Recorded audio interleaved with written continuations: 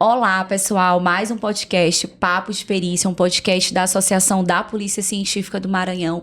E hoje, no mês de outubro, trouxemos um tema muito especial relacionado à criança, que é um podcast que a gente vai tratar sobre o Instituto de Perícias para Crianças e Adolescentes no Maranhão. É o único instituto no Brasil a tratar de maneira específica perícias para crianças e adolescentes. E nesse instituto a gente tem as áreas de medicina legal, psicologia e serviço social. Então a gente trouxe aqui 3 convidadas super especiais para falar um pouco desse instituto que, particularmente, gente, eu também sou fã do trabalho de vocês, já até falei isso para elas. E para começar o podcast, vamos apresentar nossas convidadas. Simone, se apresente. Eu sou psicóloga, né, e sou a diretora do Instituto de Perícias para Crianças e Adolescentes. Eu estou no Instituto desde a fundação, né? Fundação em 2004? 2004. Nossa! Eu comecei bem cedinho, bem nova. Bem nova. Eu era bem novinha. E de lá para cá, a gente foi construindo as metodologias relacionadas à perícia psicológica, à perícia em serviço social, a perícia médico-legal, que é a tradicional, né, a perícia tradicional que a gente tem, relacionado às supostas situações de violência contra criança e adolescente, né? Então, atualmente eu sou diretora do Instituto de Perícia, né? Estou trabalhando agora na gestão. Né? De vez em que quando, é outro desafio, né? É outro desafio. Sair do atendimento e ir para a gestão, é outro lugar. É outro lugar. Outro olhar também, né? E às vezes me dá saudade de atender, e de vez em quando eu pego um caso, deixa eu pegar esse caso, vem aqui, eu gente, vou atender. Eu também fico assim, eu tô na Apotec como presidente, mas de vez em quando eu fico, gente, tô com saudade da rua, tô com saudade da perícia, de fazer perícia. A gente pensa que não vai sentir saudade, mas a gente fica assim, nossa, meu Deus, eu tô com saudade. Nunca pensei que eu fosse falar isso. Mas em breve estarei de volta. Vamos conhecer agora Flávia, que já participou aí do nosso primeiro podcast da Apotec. Meu nome é Flávia, eu sou médica legista e estou no IPCA há 6 anos já. O quê? 6 anos? 6 anos no IPCA. Gente, eu conheci Flávia no IML. No IML eu entrei há 8 anos. Então, tu mede 2000 e qual? 2000 e... O concurso de 2014. Não. 12, mas foram chamados uma parte em 2013, uma parte em 2014 e eu entrei em 2015. Nossa, gente, faz muito... Flávia, tem muito tempo no IPCA, minha filha. Mas eu entrei novinha também. Gente, todo mundo aqui entrou muito nova. Muito cedo. Somos profissionais com muita experiência, porque entramos muito novas. Na verdade, esse ano a gente fez 10 anos de academia de polícia. Verdade. Mas trabalhou 4 anos no... 2 anos no IML. 2 anos no IML, São Luís, né? São Luís, IML e São já foi. Luís. E aí 6 anos no IPCA. Mas foi porque quis, Flávia? Foi pra lá porque quis? Ou foi assim, você tem que... Porque a gente tem que falar isso da perícia. A gente, quem assiste o podcast, sempre quer saber. Médica legista, né? Então, a princípio, eu fui pro IML. E aí, eu te confesso que desde o início, quando eu soube que existe o IPCA, como eu amo criança, eu adoro trabalhar com criança, eu tinha aquilo latente em mim. Ai, eu queria tanto esse IPCA. E na época, a delegada geral, quando ela me viu e assim, mulher e tal, ela falou assim, eu te quero lá no IPCA. E aí ela saiu, eu entrei, mas ficou aquela coisa. E aí eu fui atrás. Eu fui atrás de falar com a gestão e dizer, olha... Eu tenho interesse, eu gosto de trabalhar com criança. É uma coisa pela qual eu sou apaixonada. Eu comecei a residência de pediatria, apesar de não ter terminado. Ah, foi também. Gente, que a gente conhece as pessoas, eu nem sabe da história, né? Mas, assim, eu tenho um amor por criança, assim. Isso é muito importante, né, Flávia, para trabalhar ali. Ainda mais com os casos que vocês trabalham. Né? Os médicos legistas que lá do Instituto de Perícia são maravilhosos. É uma atenção...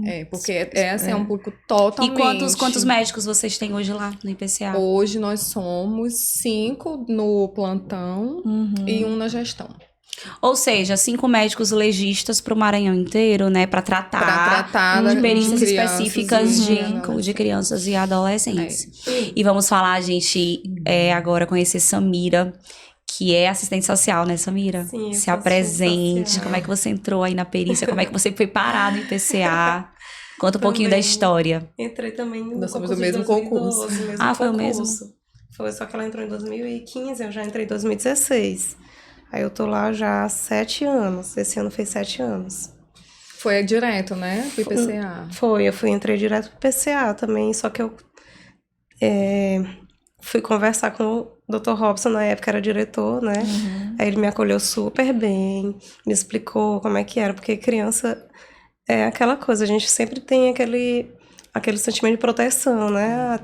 São crianças, é um público mais sensível, né? Mais delicado. Então ele foi me explicar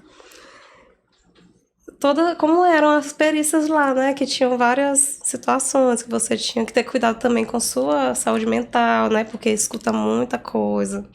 Então, a recomendação também quando eu entrei foi que não absorve, assim, não se... tentasse não se envolver com as histórias. Porque querendo ou não, você... Ainda mais depois que eu tive filho, né? A gente fica pensando nas situações, mas que a gente não levasse para casa.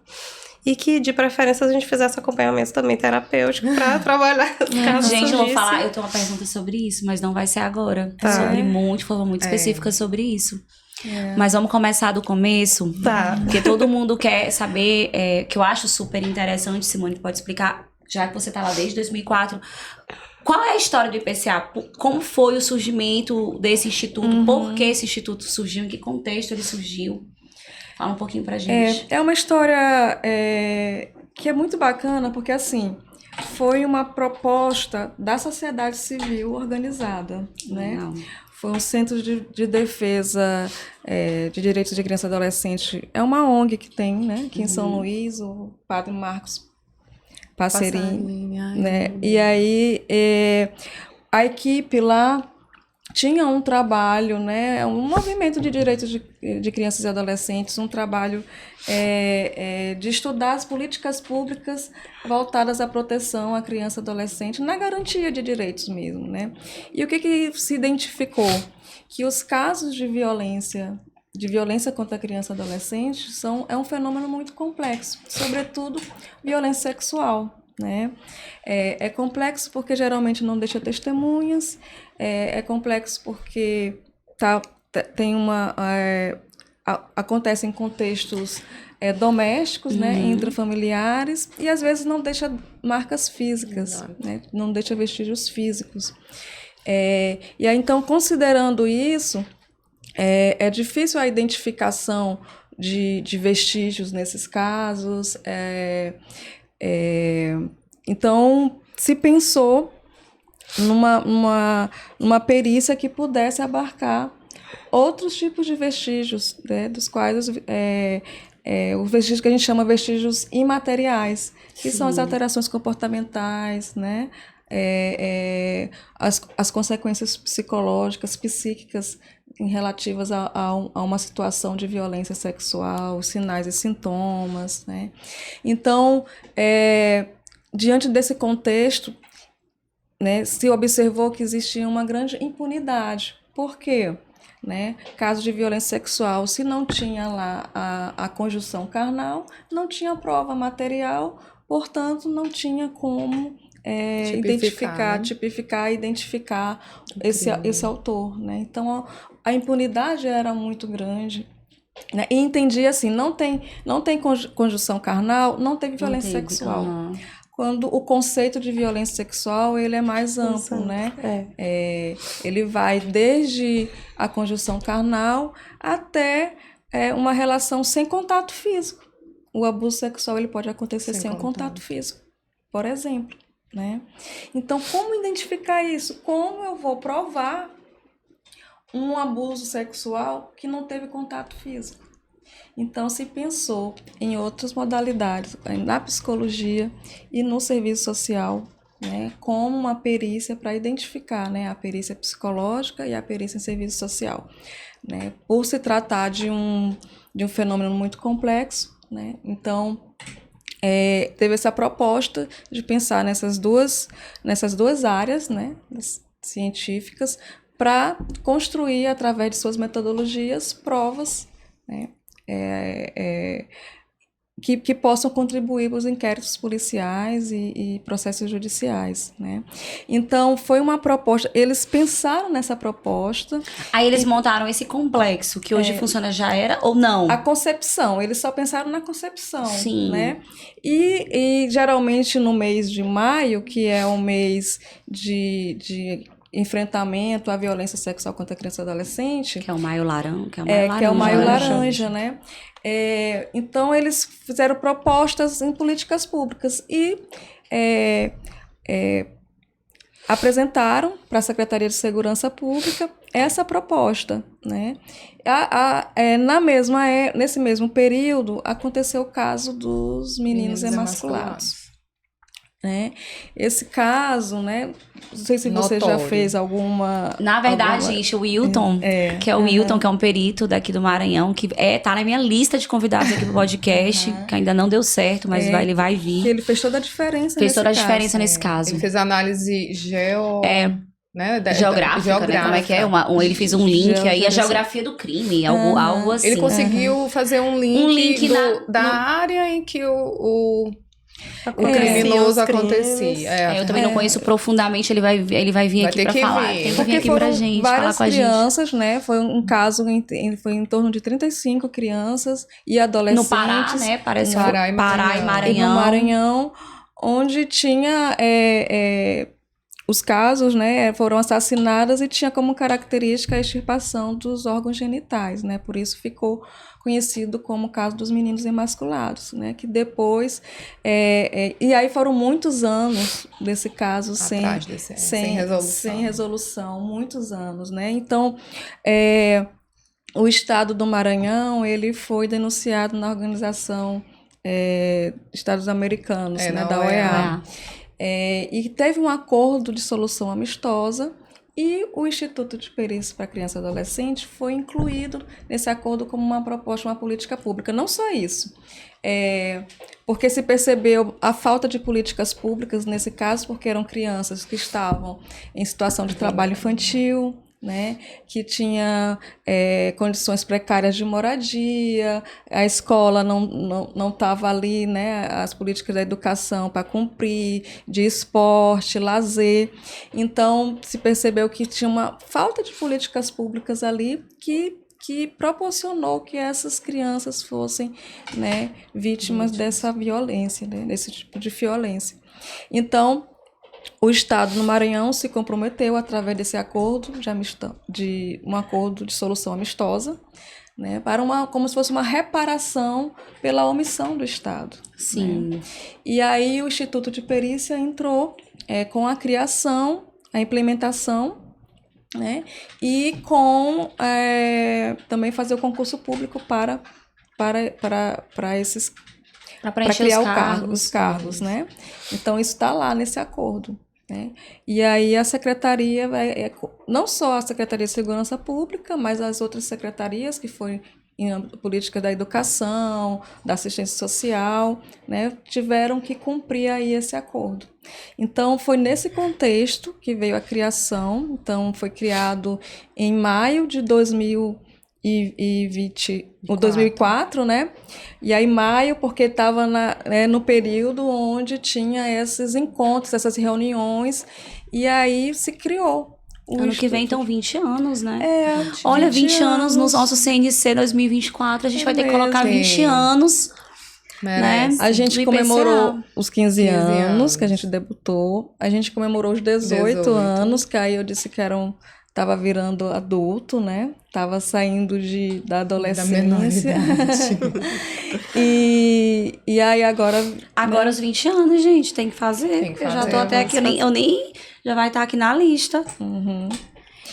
E aí, assim, foi nesse contexto a criação do Instituto de Perícias, na época Centro de Perícias Oficiais. Era CPTCA na época, né? Ele mudou de nome algumas vezes, né?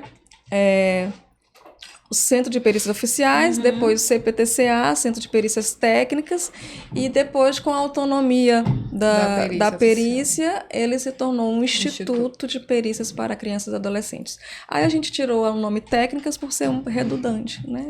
Eu ia te perguntar a questão dos nomes. Então, quando começou, era Centro de Perícias Técnicas para Criança e Adolescente, depois passou para...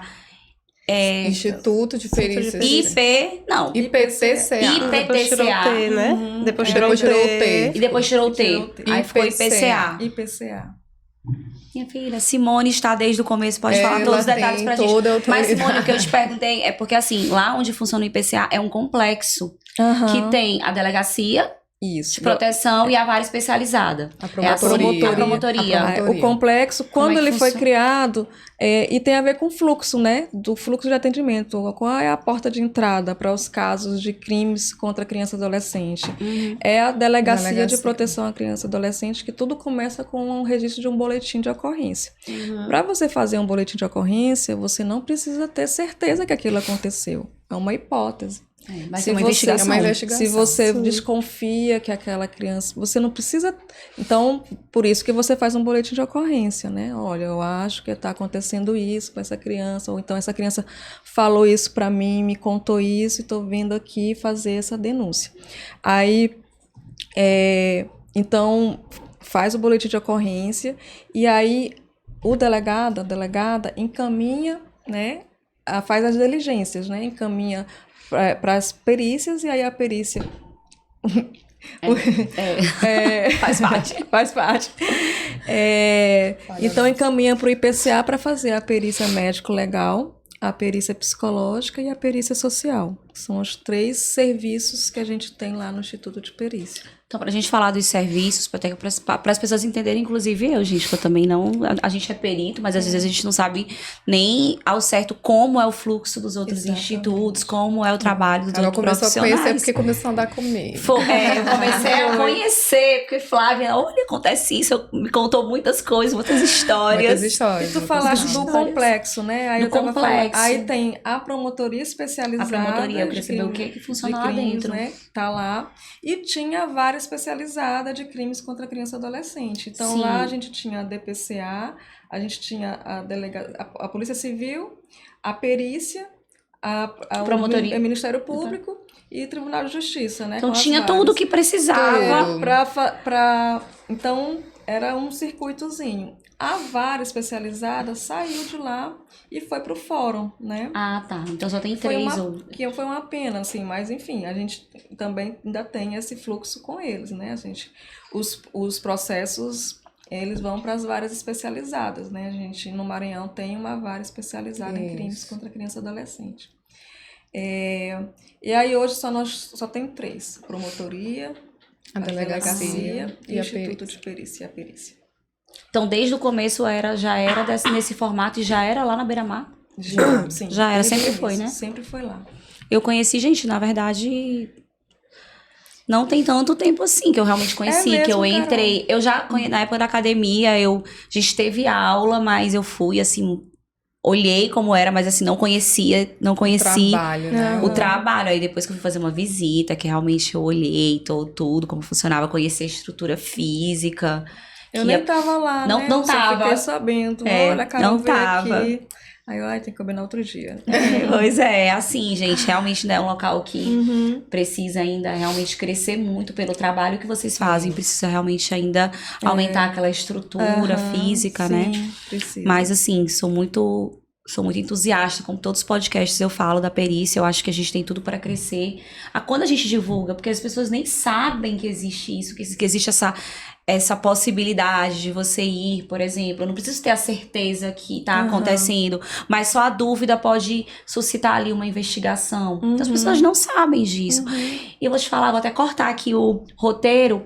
Vocês fazem um trabalho em colégio, assim, considerando que, acho que Flávia que já me contou isso, que geralmente pra quem que as crianças contam? Pra alguém, uma professora, ela comenta com alguém do colégio. Os colégios, eles têm algum trabalho que vocês fazem para informar, né, os professores, porque aí através do professor ele pode, né, até fazer uma nas uma escolas, denúncia. a gente não tem um trabalho sistemático nas escolas. Eu falo, se eu falo palestras, alguma aí, coisa assim, o que desse acontece tipo. Tem surgido convite são os agora, convites, né? Aí os convites para que a gente fale nas escolas. Então, aí a gente, na medida do possível, porque a gente faz muita Também falo, gente, perícia. vocês são 5 pessoas, quer dizer, 5 médicos, 5 médicos. psicólogos, 4.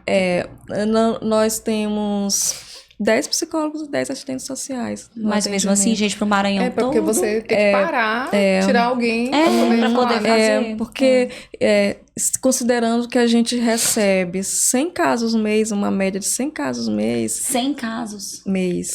Aumentou muito. Às vezes 100 e pouco. Aí o pior de tudo que a gente fala assim, vamos divulgar, vai aumentar, e aí, mas assim, força o Estado a aumentar, né? E aí quando a gente vai para as serviço. escolas, aí a gente fica assim, aí faz um podcast, vai na rádio, vai na TV, a gente fica, meu Deus do céu. Eu falo isso, tipo, porque minha irmã é professora, e eu tava saindo lá de casa, tava me arrumando, e ela é professora, né, do ensino...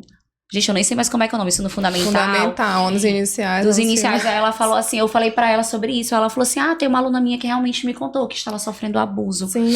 Assim, pra vocês verem que realmente, eu falei, olha, a gente vai falar sobre isso, ela disse, ela chegou e me contou, ela disse, professora, estou sofrendo A abuso. gente pega muitos muito. boletins de ocorrência em que a criança às vezes relata até para uma amiga de turma, Uhum. que essa amiga toma a iniciativa de buscar a direção, ou de buscar um professor, a professora em que ela confie.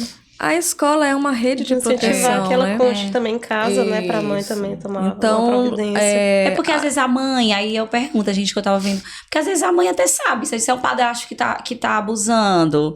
A mãe, às contexto vezes, complicado. é um contexto, na verdade, como tu falou, é um contexto muito complexo, essa avaliação, se tal não tá acontecendo o abuso.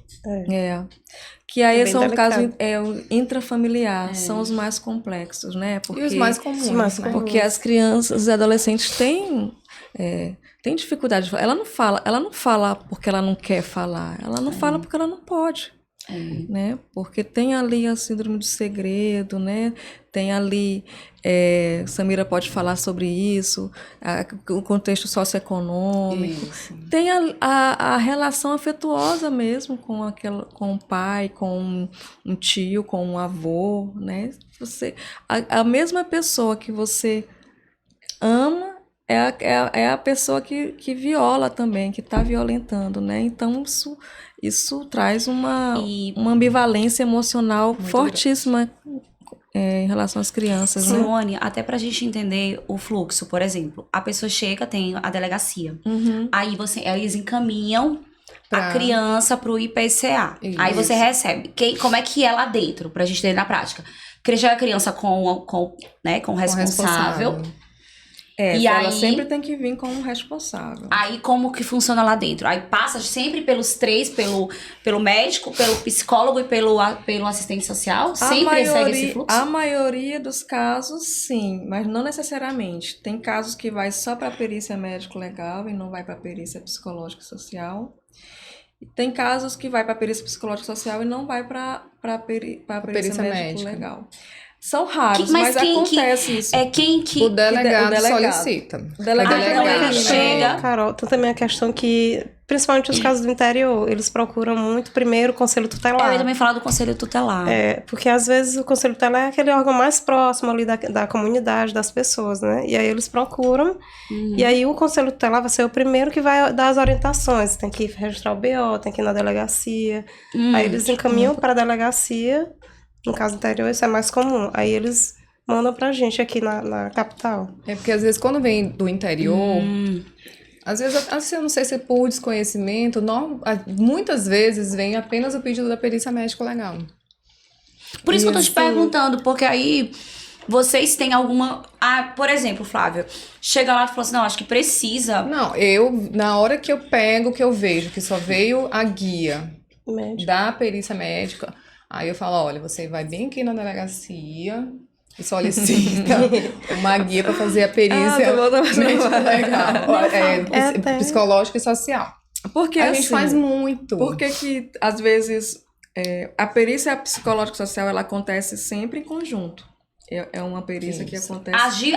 Por exemplo, psicologia. Não atende só. Psicologia com Serviço social social. acontece junto, mas às vezes a perícia médica pode ser só ela e não ter a de Não, vocês. tudo bem. Pode ter O assim. atendimento da perícia psicológica social, ela acontece com os dois profissionais Juntos na mesma sala. Ah, vocês ficam juntos na mesma o sala. assistente social e o psicólogo. É pra evitar Eu a pensava revitimização. que seriam. Aí tá aí, uma coisa que eu pensava aqui que só ficava assim, o Não, psicólogo numa não. sala. Aí depois ia, tipo assim. Imagina porque tem a a questão- criança falar pro psicólogo, depois falar pra Pra não assistente social revitimizar. e pro médico, né? Então, assim, quando ela chega... E por que às vezes... Depende muito do caso. Às vezes, através do relato, a criança fala pro delegado. Né? Fala pra mãe e a mãe fala pro delegado, né? Não, ele só passou a mão em mim e tal. E às vezes, com esse relato, o delegado não pede a perícia médico-legal, ele só pede a perícia psicológico-social, porque ele quer identificar se a criança conta alguma coisa em relação àquilo, se ela tem sinais e sintomas em relação àquilo, porque ele já sabe que não vai ter uma identificação da perícia médico-legal. Ah, tá. Então, porque não teve, tipo, a conjunção Por exemplo, carnal, então. importunação sexual, quando é uma... Então, às vezes... Aí só que tem delegado que fica assim, é importunação. E se tem alguma coisa? Se ele sentir que é importante, mas pode ser que ela esteja não falando, Não querendo falar, né? Aí ele vai e pede médico Ah, legal. tá. Então já vem direcionado. essas Vem perícias. direcionado pela autoridade competente, no caso, delegado. Mas isso não impede, né, que a Que eu gente falo lá que dentro na internamente, dinâmica... pois é, da dinâmica você perceber. Aí você chega com as requisições, aí o delegado dá as requisições, aí você vai até o Instituto de Perícia. Os delegados também podem pedir por e-mail, que a gente faz o recebimento, né, e o agendamento das perícias psicológicas sociais. A perícia médico-legal, ela ocorre imediato, ela é a Que é primeira. o plantão, que tu falou que fica os de plantão. Aí é importante falar assim na perícia médico-legal, porque quando chega, né, a criança com a mãe responsável e a mãe, a pessoa, né, que tá naquela ansiedade da criança falar, ela conta tudo pra médica, conta tudo pra médica. E lá na perícia médico-legal, a gente não é pra falar com eles. A gente, então, como é que a gente procede? Pois é, eu tô perguntando como é o teu relacionamento com a criança. Não, então, assim, é difícil, porque você tem que segurar. Então, o que a gente faz? A gente, antes de chamar, né, a criança pro exame, a gente pega o boletim de ocorrência, lê. Alguns, infelizmente, a gente não tem, assim, um relato que tu consegue concatenar os dados. Então, a gente realmente vai ter que interpelar a pessoa, né, o responsável. E a gente, assim, eu leio, eu entendi o fato, vou chamar, confirmo alguma coisa com o responsável, alguma coisa que tenha ficado meio obscura. Mas isso tudo, mas tu confirma com a criança? Não, jamais com a criança. Tipo assim, tem um momento de falar só com o responsável pra criança. Só que assim, às vezes a criança tá lá e só que assim, a gente se dirige ao responsável. Quando tá o conselho tutelar, normalmente eu peço que o conselho entre primeiro. Eu converso só com o conselho me passa, né, aconteceu assim. Normalmente o pessoal do conselho, eles conhecem as pessoas, né, da comunidade. Então eles falam assim, a dinâmica familiar é essa. Então eles já chegam, adiantam o trabalho de vocês. Adianta porque assim, na perícia médica, eu não posso buscar esse vestígio material. Lá eu preciso de vestígio material. Sim. Então, eu falo o mínimo com a criança. Só que aí, às vezes, a criança quer falar, o adolescente quer falar. É porque ele pensa assim, eu vou falar. Pode falar espontaneamente. Espontaneamente, né? Mas tu não pergunta. Não, jamais perguntar. Sim. Se ele falar, escuto, coloco, né, no laudo que relatou, que relatou algo além do que estava no boletim de ocorrência. Em alguns momentos, quando o responsável, eu quero lhe contar tudo. Aí a gente fala, olha, esse momento aqui agora é o momento que eu vou examinar, mas vai ter o momento da perícia psicológica e social, e aí a senhora vai poder falar. Porque eles chegam também muito ansiosos para relatar toda a situação. E aí a gente tem que ter esse cuidado de dizer, porque senão vai ser falado várias vezes. É o que a Samira falou, né? Você vai relembrar essa situação, e aí você vai revitimizar, dessa criança e desse adolescente. Então, na perícia médico-legal, às vezes as perguntas assim, e aí tu conversa? Não, a gente não deve conversar. Eu também, pra gente saber qual é a diferença. Não é pra gente conversar, é pra gente entender o caso, o fato e buscar os vestígios Físicos, né?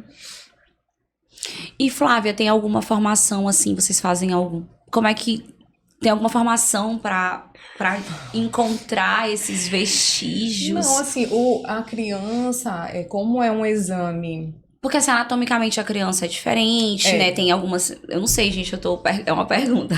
Assim, eu imagino como ela tem um corpo, né? Anatomicamente é diferente, deve ter alguns detalhes aí que vocês precisam saber. Não, assim, Tem isso? A questão de anatomia, por exemplo, da menina, né? Que a gente fala de abuso, a gente pensa logo em menina. Mas a gente vai falar, né? Claro. Que também existe meninos abusados. Mas a gente sabe que 85% dos abusos são em meninas. Então, assim, a genitália de uma criança é diferente de um adulto. Então, às vezes, quando chega um relato do responsável dizendo, não, uma criança de 3 anos, não, ela foi abusada e houve relação. E aí você já vê que não pode. Por que não pode? Porque, assim, se uma criança de 3 anos, ela sofre um abuso com relação sexual por um adulto, anatomicamente ela vai ter um quadro de saúde muito urgente, grave. Porque né? ela Então, não tem precisa como. ser não tem como, ela socorrida, precisa né? ser socorrida, porque vai romper tudo, né?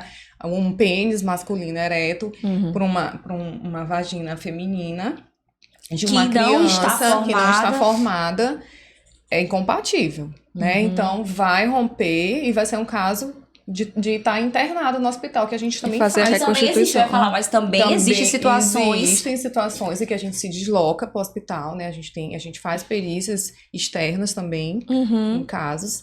Mas aí, quando você escuta esse relato e você está diante de uma criança pequena, você já entende que não pode, aquilo ali não vai ter... Se ela tá ali pra fazer o exame, não aconteceu. Não tem como, assim, não né? Não aconteceu dessa maneira. Dessa maneira. Mas eu pergunto, teve atendimento hospitalar? Não, ela só foi isso. E aí você já dá, assim, uma respirada de que, bom, provavelmente, né, salvo o engano, eu nunca passei por essa situação, não aconteceu mesmo a relação. Deve ter tido deve ter passado externamente, né? Que a gente fala, às vezes, esfregou o órgão, mas não chegou a ter a penetração. Então, assim, aí tu perguntaste, o exame, aí você imagina... Mas como é que vai ser o exame? Aí a pergunta, como é que vai ser o exame? Mesmo, aí que é a grande questão. Ainda que o relato, né, como Simone falou, tenha sido só de que ele passou a mão, ele falou algo, até assim, se ele falou algo, mas se o delegado ele solicitou a perícia médico-legal, o exame ele vai ser o mesmo. A criança vai ter que ser, né, vai ter que ser colocada na posição deitada, vai ter que ter aquela... Numa maca, igual um exame ginecológico, em que você vai ter que abrir a perna para olhar o ímen, ver se houve se tem algum ferimento. Então, assim, é muito difícil. Porque a criança naquela situação...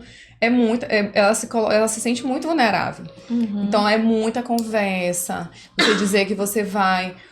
acho que eu vou fazer... Eu sempre brinco, né? Eu falo assim, eu vou abrir a janelinha. Porque daqui que ela entenda o que vai ser feito. E quando... mesmo que não tenha tido a relação, mas houve essa violação, né? Na hora que ela se coloca naquela posição, é como se ela estivesse revivendo aquilo que ela passou. Então, tem crianças muito pequenas, de 3 anos, que elas falam, não pega, não quero. E aí, vocês também não insistem? Não. É outra coisa que a gente não pode. Às vezes a mãe fala assim, pode segurar, segura a perna. Não faz. A gente não pode, porque senão aí eu vou tacar uma nova violência que a gente vai tacar A gente usando. chama da violência institucional, né? A gente precisa ter muito cuidado. Então, num caso desse, a criança vai voltar e não vai fazer o exame, vai ser prejudicado, é isso? Mas a gente tem algumas técnicas. Então, assim, normalmente nesses casos, o que eu sugiro? Que a gente sugere lá na perícia médica. A gente libera, fala, olha, passem logo, vão conversar com a assistência social, com o psicólogo, porque na hora que as crianças vão, adolescentes, conversam com alguém, né, que tem a escuta necessária e a técnica de conversa, né, adequada, às vezes eles conseguem entender, ó, tá todo mundo aqui querendo te ajudar, querendo entender o que foi que aconteceu. E aí a gente pede, olha, conversa e depois retorna aqui. Muitos casos a gente consegue. Aí depois dessa conversa que vocês, né, fazem, Aí volta aí de ele novo volta. pra perícia médica. E aí, em alguns casos, a gente consegue. Outros, infelizmente, como tu falaste, o exame sai prejudicado. Sim. Por não ter conseguido ser realizado. E Flávia, como são esses vestígios materiais, considerando que, geralmente, como tá falando, geralmente não tem essa penetração, porque anatomicamente não teria como a criança... Isso. Nunca, anatomicamente não é possível. Não seria possível. Quais são os vestígios mais comuns, assim, quais são esses achados médicos que vocês conseguem agora, assim, verificar? Esses achados, acaba que muitos são inespecíficos. Aí eu vou te explicar por quê. Porque a criança, às vezes, ela coça a genitália. Às vezes, ela tá usando uma calcinha que é de um material que gera irritação. Sim, Então, pois às é. vezes, a gente encontra uma vermelhidão, uma irritação na genitália. E aí tu não pode, a perícia médica não tem como afirmar categoricamente, olha, isso aqui é um vestígio de uma violência. Não. Pode ser uma violência, mas pode ser má higiene, pode ser um processo reativo alérgico, Sim. pode ser automanipulação da criança coçar. Às vezes a criança tá com oxiúros, né, que é o que a gente chama de cibuí, que é na região anal, e aí o bichinho às vezes atinge, né, no caso de menina, a região genital, e aí coça, e a criança coça, fere, faz tipo um arranhão, uma escoriação. Então, assim, quando a gente não tem a conjunção carnal, é muito difícil materializar, porque você vai ter achados, né, esses que eu tô te falando, mas eles são inespecíficos. Mas tem casos, assim, que realmente, como tu falaste, positivos, assim, de falar Aí tem casos que você pega uma criança que tá com uma infecção sexualmente transmissível. Eu ia Aí perguntar você sobre encaminha isso. para o hospital para que seja, né? A gente tem um hospital de referência, né? Que é o Hospital Universitário Materno Infantil, você encaminha e aí solicita mesmo que o médico, né? O médico assistente, ele depois encaminhe pra gente um relatório, né? Dizendo o que é, e em alguns casos a gente consegue ver que realmente foi uma infecção sexualmente transmissível. Deixa eu pensar em uma outra possibilidade. Às vezes tem uma ruptura incompleta do ímen. Sim. Uma vez eu atendi um caso, foi uma perícia externa, exatamente no Hospital Materno Infantil, em que a criança ela foi deixada aos cuidados de um primo adulto. Né? A mãe tinha uma consulta médica. E aí, quando retornou, essa criança estava sangrando, né? Então, ela foi levada... Criança de quantos anos? 7 anos. Uma menina de 7 anos. Né? São aqueles casos que marcam, né? E aí, ela foi levada já, assim, quase desmaiada pro hospital. E aí, quando eu cheguei pra fazer a perícia dela, logo me chamou a atenção que na hora que ela veio andando, eu já vi, assim, a menina pálida. Então, você viu ali, perdeu muito sangue. Ela fez um quadro mesmo, assim, de anemia aguda, que a gente chama, né? Então, ela teve que ser internada. E aí, quando eu fui examinar, e ela relatou, ela relatou exatamente, ela falou assim, ele colocou o dedo na minha cocota. Quer dizer, ele não estuprou com o membro. Ele colocou o dedo, ele fez uma ruptura parcial do ímen dela, ou seja, não rompeu completamente a membrana, teve uma ruptura parcial, e o relato dela foi, assim, exatamente condizente com o que a gente encontrou. Então, não foi conjunção carnal, porque para ser conjunção carnal tem que ser o pênis, né? Penetrando a vagina, mas teve um ato libidinoso ali que foi o dedo, que rompeu uma parte do ímen dela. E aí foi tão sério, como eu te falei, Nossa, né? eu fico assim, gente, o que mais impressiona são os casos. Assim, né?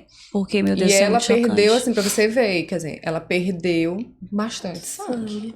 Ela teve que ser internada, ela fez transfusão, porque aí caiu muito a hemoglobina dela. Nossa. Então, assim, tem casos, assim, que são muito... Também tem os vestígios biológicos, né? Que vocês fazem a Isso, coleta. aí a gente tem... Isso, também tem a coleta. É porque, assim, via de regra, quando a gente não tem a rotura Pois é, aí do não ímã, tem nem o que coletar. aí fica Coleta, né? difícil. Não tem o que coletar. É, isso não que tem eu ia muito o que perguntar. coletar, porque aí a gente vai fazer um swab, às vezes faz um swab externo, que muito, muito, muito dificilmente ele vai vir positivo. Né? No caso mais, então, seria também em hospital, para fazer uma coleta de vestígio biológico também? Seria mais em hospital? Não, Ou mas também não? a coleta do vestígio a gente faz lá mesmo. Só que assim, a gente tem muitas Acontece mais em nuances. adolescentes, Não, é mais em né? adolescente. Ah, porque também eu tô só relacionando criança, mas em adolescente porque já não, tem, né? Porque aí já tem um adolescente, outro corpo, já tá desenvolvido. Não, adolescente, a gente, quase todos os casos, a gente tem coleta. Então, É, porque são duas assim, situações bem diferentes, bem né? Uma diferentes. criança com um E aí adolescente. é isso, tem essa característica, os abusos sexuais em crianças, eles geralmente, isso aí é um caso diferente, assim, que sai um pouco atípico, porque geralmente não deixa marcas físicas, geralmente é carícias, sexo oral, né? Masturbação, que você não tem como é que você vai... Como é que eu vou dizer que alguém se masturbou na frente de uma criança? Fisicamente. Voyeurismo, exibicionismo, né? Exibicionismo. A importunação também. É o exemplo, o exibicionismo e o voyeurismo é o exemplo do abuso sexual sem contato físico. Isso. Que vocês conseguem materializar através da perícia psicológica. Da perícia psicológica. E Simone, me explica como é o exame. Qual é a diferença, primeiro, porque a gente sempre tem a visão, a ideia da psicologia clínica, né, do atendimento, e a psicologia forense é bem diferente disso. O que difere, como é que a curiosidade, acho que de todo mundo, a minha também, como são feitos esses exames lá? Como é que vocês chegam à conclusão, se é que é possível chegar, teve o abuso, não teve o abuso, é possível mesmo a psicologia dar essa resposta? Como é que são essas técnicas aí que vocês usam? Que hoje a gente fez uma palestra explicando isso lá no trabalho. Porque a gente fica pensando como é que vocês chegam a essa conclusão. Dentro da ciência psicológica, né? E logicamente tem as suas limitações. Sim. Né? A perícia psicológica, ela está na modalidade da avaliação psicológica, que é uma primeira diferença, né, de intervenção, de um tratamento clínico, de psicoterapia, da psicologia clínica, né? Então, a avaliação psicológica é um processo técnico-científico que utiliza algumas metodologias, como entrevistas. Então, as nossas entrevistas são entrevistas semi-estruturadas. Né?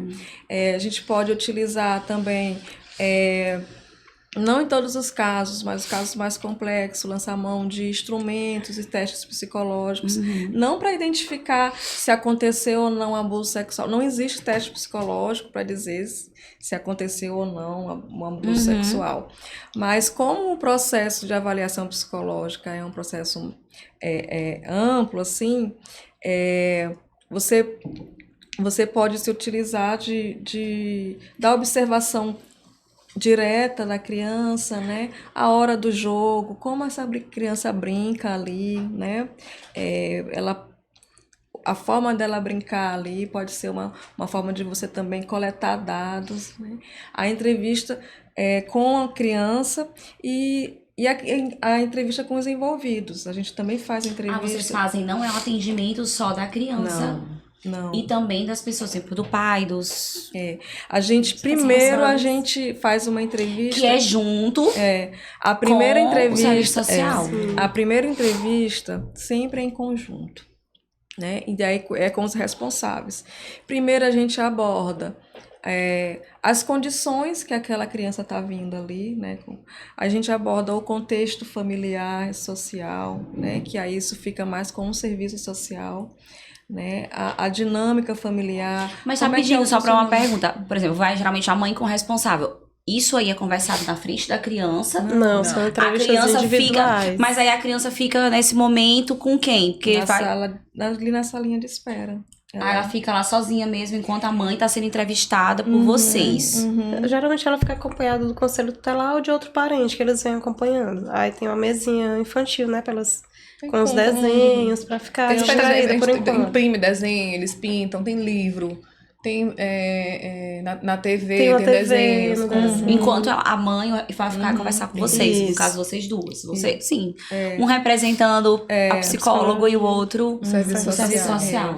Aí a gente não aborda a situação de violência na primeira entrevista, porque a gente entende que, a não ser que ela fale espontaneamente, mas a gente entende que precisa estabelecer um vínculo, né? A gente precisa entender esse contexto social, familiar, né? A forma, o funcionamento familiar ali vai dizer muito disso, né? Da gente poder avaliar o relato da criança e fazer a relação com o relato dos responsáveis ali. A gente também atende o conselho tutelar, né, quando eles levam.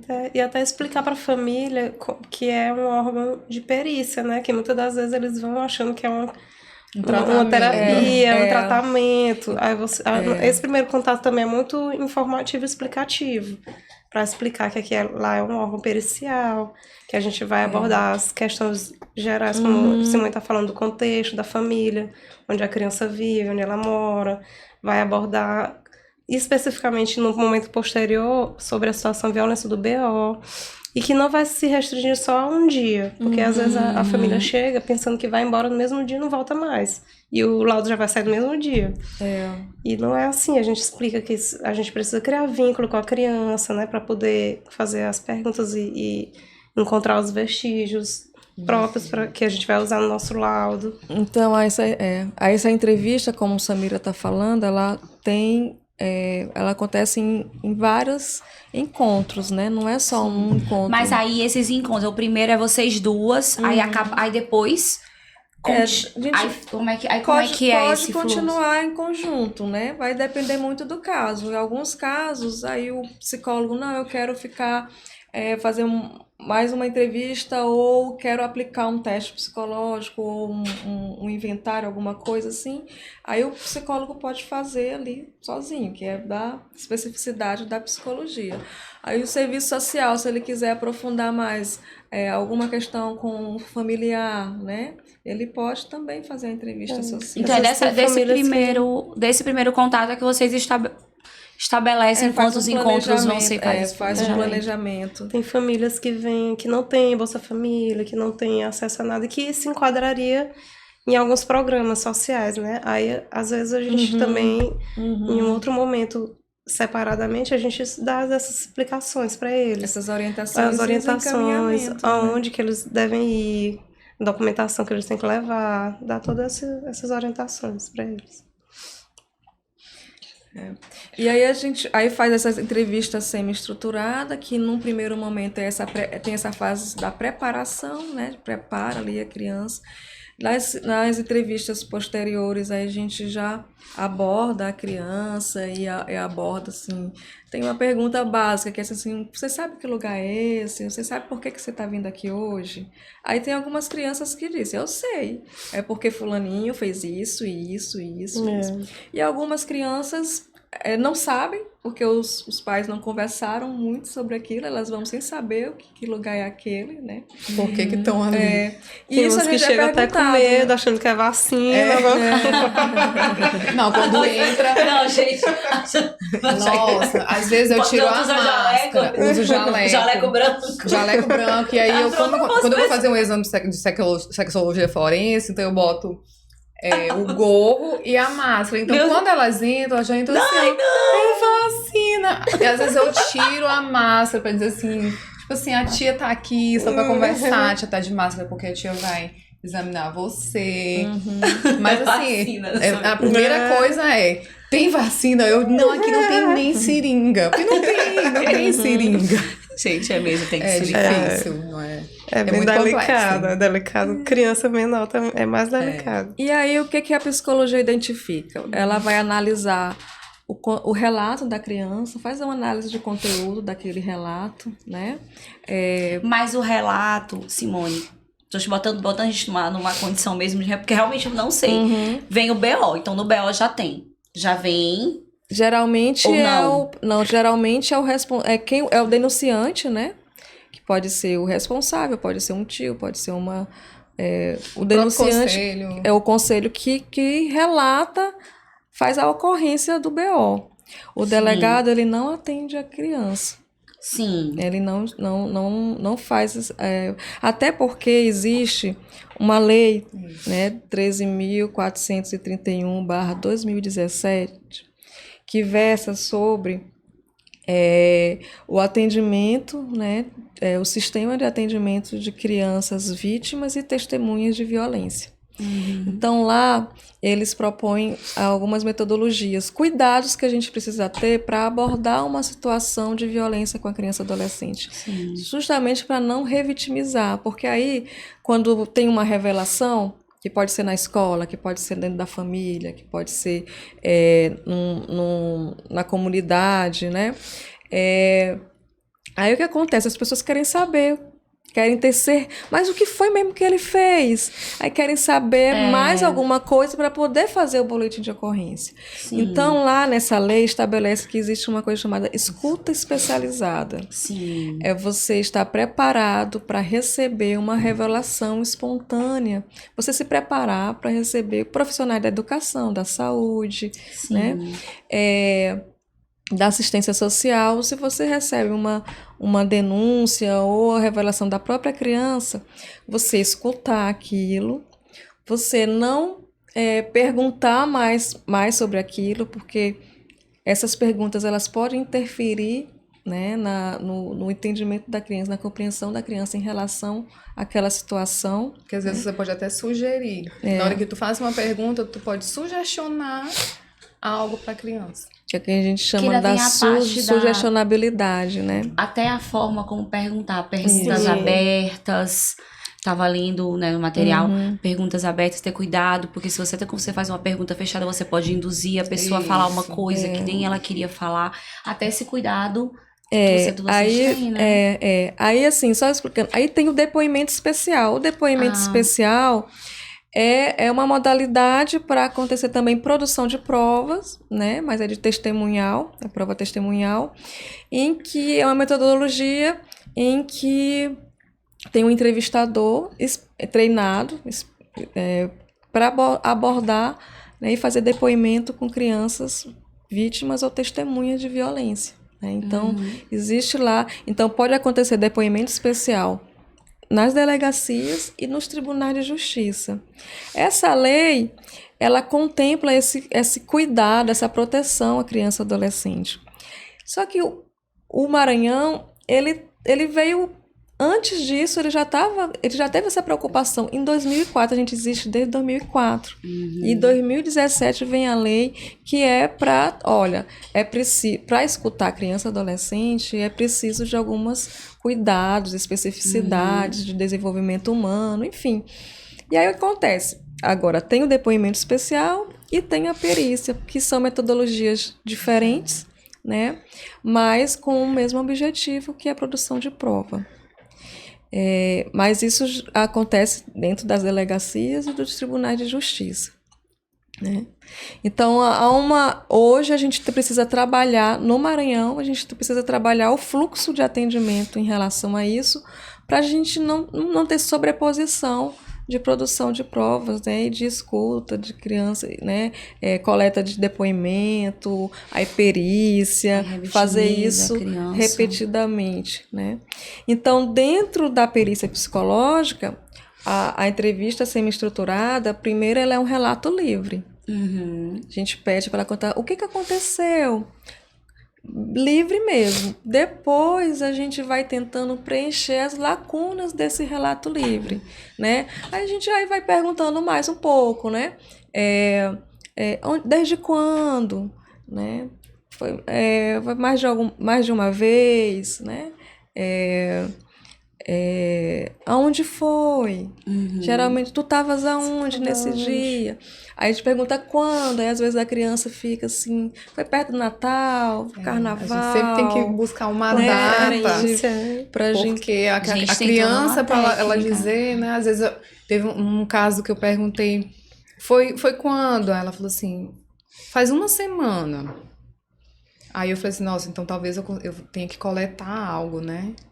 E aí nessa coisa de saber exatamente quando foi, que aí a mãe virou e falou assim, mas fulana, não foi, tu não me falou que foi ela, não, mas faz uma semana daquele ano que eu falei pra senhora, então assim, não era uma semana de quando a gente tava, era uma semana de quando ela relatou e já tinha mais de ano.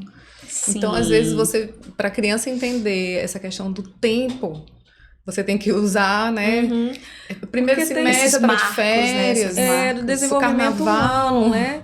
É do desenvolvimento infantil. Crianças de 0 a 3 anos é uma coisa, de 3 a 6 é outra coisa, de 7 Eu ia a falar 12 sobre é as outra. idades, né, Simone? Porque a gente tá falando criança e adolescente, mas a criança a partir de quantos anos? Né? A partir de quantos anos vocês conseguem... vocês conseguem trabalhar?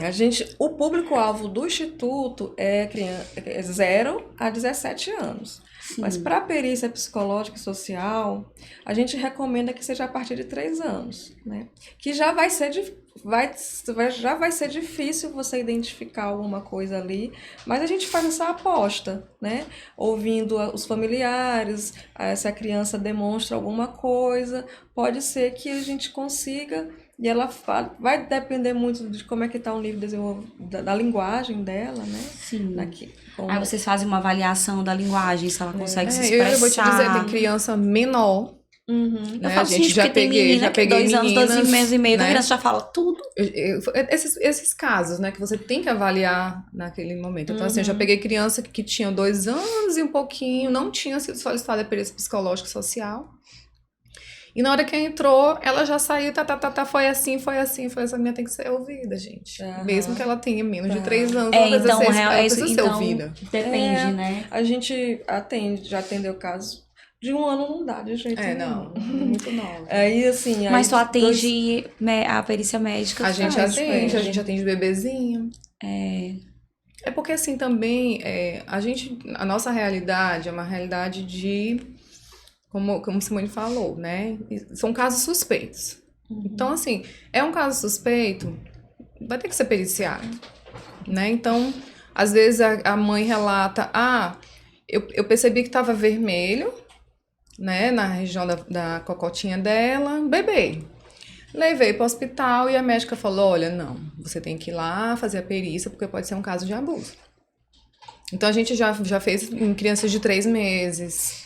E aí você explica pra mãe, olha, aqui não tem nada, aí mesmo não tem como a criança falar, eu pergunto, a gente pode falar livremente com a mãe. Tem alguma suspeita? Existe a possibilidade de alguém estar abusando desse bebê? E tem mães que falam, não, só mora eu, a criança, a minha mãe, e assim, teoricamente não teria ninguém que fosse abusar, né, que pudesse praticar essa situação de abuso. Então, você examina e vê que realmente é uma coisa vermelhinha, assim, como eu te falei, muito inespecífico, que você não tem como dizer. Mas é importante, a gente sempre ratifica, olha, na dúvida, venha para a perícia, é melhor, né? Então, a gente tem que falar isso para a sociedade, né? E lembrando que quem caminha para o Instituto é sempre uma autoridade policial. O fluxo lá tem que chegar pela delegacia. Não pode dar população, assim, procurar. direto, não. Procurar, eu quero fazer perícia. Não, tem que fazer o boletim de ocorrência para poder... Seguir o fluxo certinho.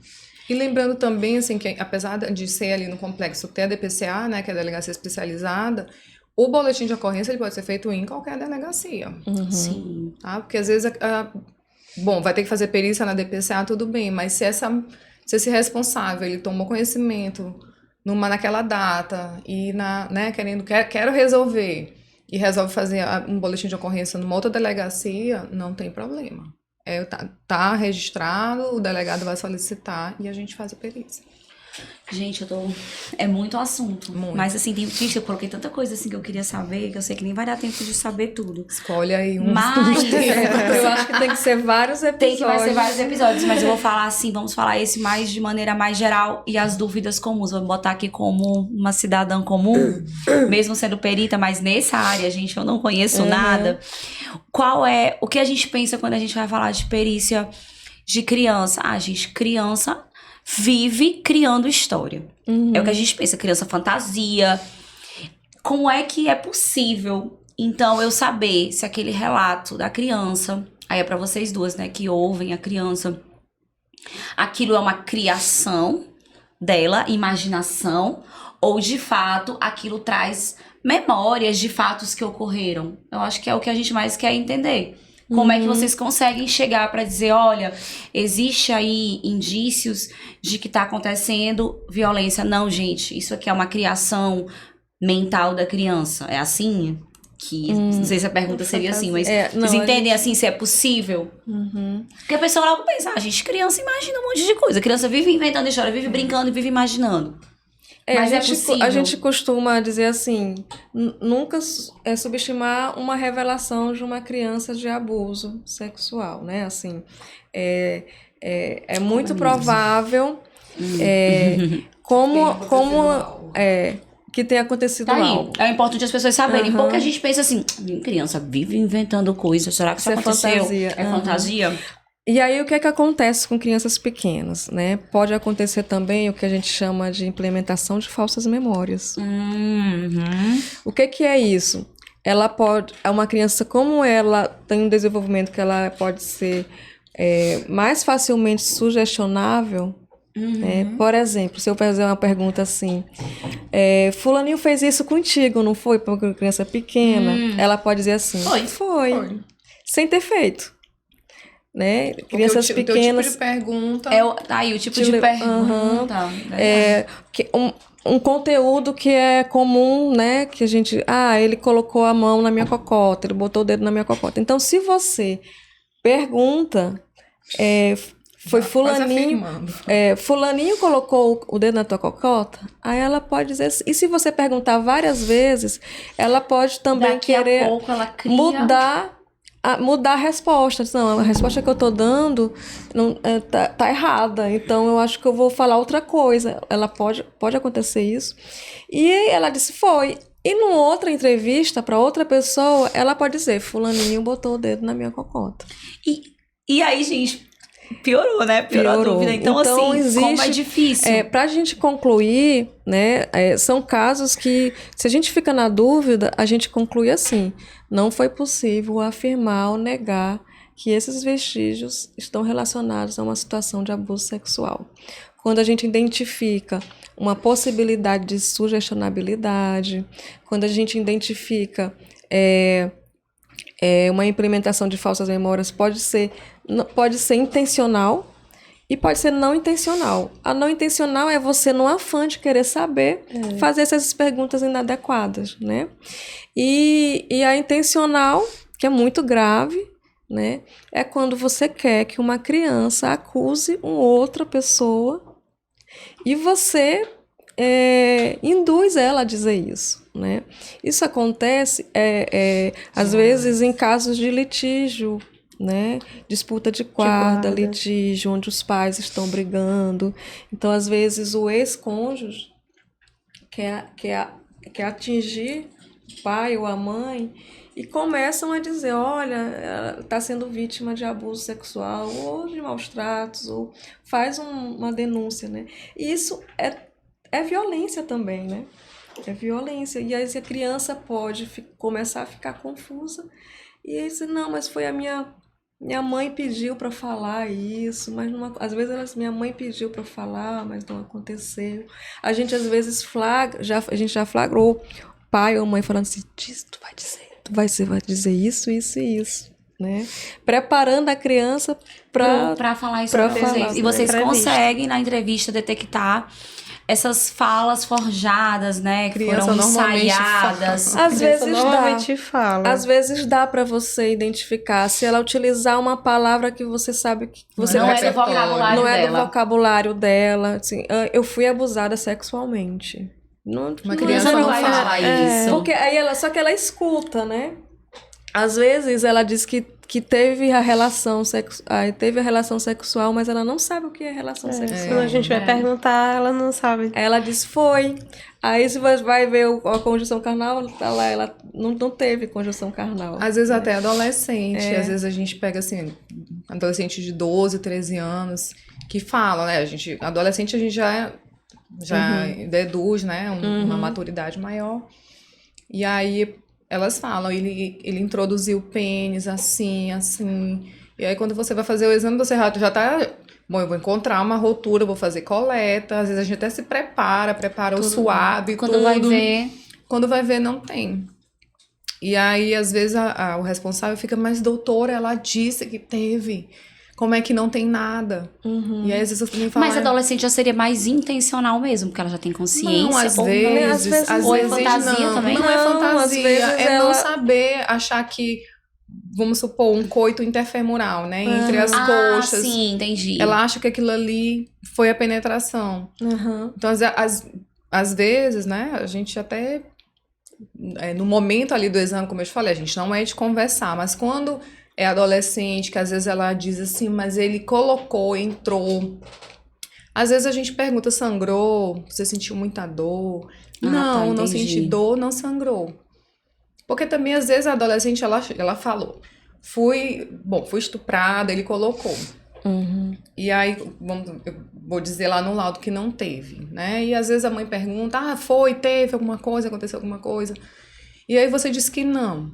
Aí a própria adolescente fica, mas tipo assim, eu senti, eu sei que foi. E às vezes você tem que desmistificar, dizer, não, é porque não é que você não foi abusada, que é outra coisa que às vezes o responsável, ele tá ali e só quer saber, ela é virgem? Ela ainda é virgem? É isso que eu ia É como se fosse comentar. a preocupação maior ela é moça, ela ainda é menina, e aí você tem que... Aí nesse momento a gente mesmo na perícia médica diz, olha, o estupro, ele não é só a relação sexual, essa é uma modalidade, né? Isso não quer dizer que ela não foi abusada.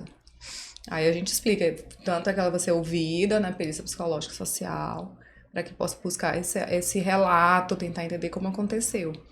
Então, não é que seja sempre uma fantasia. Às vezes é um não conhecimento do que é mesmo uma relação e achar que um coito interfemoral foi uma penetração. Fazer assim, uma confusão mesmo do que é uma coisa e do que é outra coisa. E Simone, falando, porque a gente, assim, eu fiquei assim, muito encantada, né, com esses materiais que eu li sobre o brincar. Então, como é que durante essas brincadeiras vocês conseguem detectar se tá acontecendo um abuso? Que é uma técnica dizer que você vai usar a brincadeira, porque, gente, lá no IPCA, para falar pra vocês, que no dia que eu visitei, lá tem uma casa, né? Uma casinha, né? Uma casinha, aí tem os brinquedos, como é que são esses brinquedos, que não são qualquer tipo de brinquedo. Tem uma sala lúdica, né, que... Como é que vocês vão... Porque eu achei super... Que ninguém sabe, gente, que é assim. O que a gente chama da hora do jogo, né, a hora do brincar. Esse brincar rapidinho, ele também não é logo, esse brincar é depois. Você que vê, que você quer, deixa eu brincar pra ver se ela estabelece uma dinâmica ali, é isso? E deixa ela livre naquela brincadeira. Então, ela pode começar a brincar e ela pode começar a revelar algumas coisas através da brincadeira. E às vezes não, ela quer só brincar. Às vezes ela não revela nada. Às vezes ela não revela nada, ela só quer brincar. Então a gente até tenta, aborda, mas aí elas, né, e a gente respeita, porque a gente tem uma premissa assim, a criança ela tem o direito de falar, ela não tem o dever de falar. Sim. Porque assim, aí você, em nome da justiça, aí você vai revitimizar, né, vai violar mais, né? Então, que justiça é essa, né? Então, entre provar e proteger, a prioridade é proteger. Então, a gente não insiste, né? E aí eu lembro de um caso de uma criança, ela começou a brincar, 5 anos, quase 5 anos, a brincar num cavalinho de balanço que tinha, né? E ela começou a dizer, o pescoço desse cavalinho, ele é grosso. É que nem a piroca do meu pai. E aí brinca mais um pouquinho, aí diz assim, deixa eu olhar a tua cocota, eu não conto pra ninguém. Deixa, bem baixinho, não conto pra ninguém. Então, essa fala, né, já diz que ela teria que passar por uma experiência dessa para ela poder reproduzir né? E as crianças, elas repetem na brincadeira aquilo que lhe causou bastante, né, que lhe causou Que ela foi impressionada, né? emoções, né? Vocês podem perceber que as crianças, elas gostam de brincar de quê? De professor, de médico, crianças pequenas, né? Que ela sai, na brincadeira, ela sai desse lugar passivo para um lugar ativo. Então, elas gostam de ser a professora, gostam de brincar né? a Gosta de médica, ser a mãe. a mãe, legal, né? Então, é a forma que ela tem de se expressar. E aí, a leitura que eu fiz desse caso, né? Ela se colocou ali numa posição, né? De ativa, né? Não tão passiva, não estou reproduzindo o que falam para ela, que poderiam estar falando para ela. E aí ela complementa, na piroca do meu pai sai um leite branco, né? E aí foi a forma como ela conseguiu, né, expressar algo que ela não tinha conhecimento, né? Então, é um caso em que eu não tenho dúvida de que aquela criança esteja fantasiando. Da onde ela iria Tirar toda essa história. essa forma, essa simbologia, né? Assim, ela não tem conhecimento sobre isso, que existe ejaculação, né? Sim. Por exemplo. E aí, às vezes, a gente consegue identificar que ali tem um acontecimento mesmo e não é uma realidade psíquica da criança, porque pode acontecer, às vezes, uma adolescente, será que...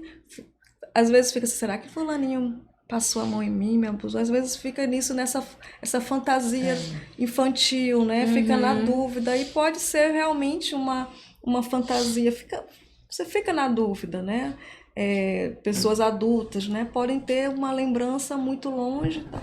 Nesse caso, né, a gente consegue identificar que aquilo ali, ela vivenciou, né, aquilo para ela poder falar daquele jeito, né? Que é a forma que ela conseguiu falar. E tem casos que não, que a gente precisa ter muito cuidado. Não é porque uma criança vai começar a brincar de boneca e tira a roupa da boneca e faz esfregar assim, que ali ela está reproduzindo uma situação de abuso. Não, senão 80% das crianças, 99%, porque as crianças têm curiosidades, né? Às vezes elas querem tirar a roupinha da boneca, isso é muito comum na infância, assim. Mas aí são esses indícios, né? Que podem apontar que aquilo realmente aconteceu. Às vezes é possível, esse é um caso que eu não tive dúvidas, né? E aí a forma que a gente conclui: foram identificados elementos, vestígios psicológicos que podem estar relacionados com a violência sexual. A gente nunca afirma categoricamente, porque não é da nossa função fazer essa afirmação, sim ou não, aconteceu. A gente identificou vestígios que podem estar relacionados com a situação de abuso sexual. E aí, o operador do direito, que está fazendo um inquérito, o juiz, que vai avaliar todas as outras provas, né? Um conjunto para aquilo. Porque tem relatos realmente muito interessantes no livro, assim, que você fica impressionada como a criança faz uns relatos que não teriam realmente condições dela ter criado aquilo. Sim. Né? Que você pode perceber que não foi uma fantasia, mas quando a gente não vê, porque eu li, né, gente, o livro aqui, mas realmente a gente fica pensando, meu Deus, será que não é uma fantasia? Assim como já teve também crianças que chegou a relatar uma situação de abuso, mas eu tive muitas dúvidas porque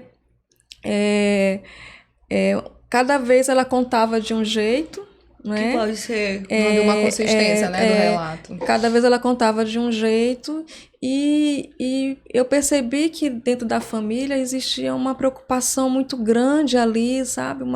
Que poderia ter induzido uma fala na pergunta, né? A forma como a mãe trouxe, não, ela já disse isso, então falou várias vezes de formas diferentes. Então, embora ela tenha relatado, eu não senti que aqueles vestígios eram suficientes para dizer né?